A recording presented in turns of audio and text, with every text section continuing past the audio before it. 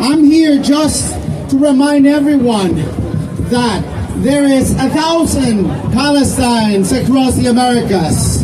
There are indigenous communities that have been historically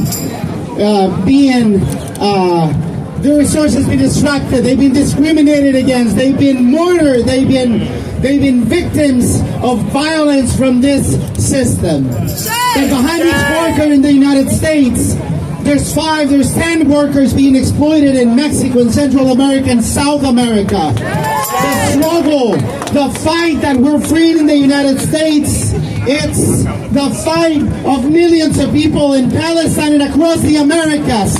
We have a huge responsibility to speak for us, but also to speak for others, because the wealth that we benefit from in this country, in these cities, comes from the blood and suffering of millions of human beings across the world. We need to fight until we bring this system down and rebuild one where the people inside the center. That's why we're marching here. That's why we're here. In New York City, there's no less than 1 million indigenous immigrants that are here.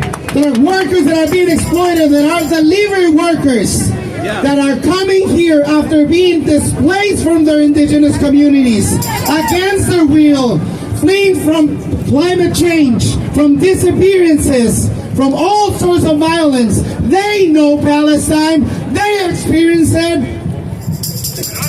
So the fight is here at home too.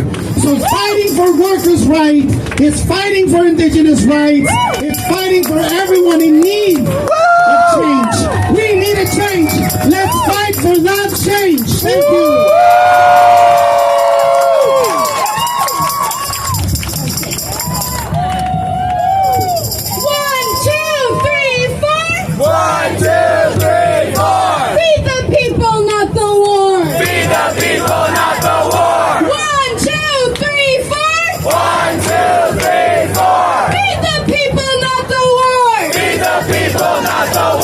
All right, guys, we're starting to get ready to march. So if you're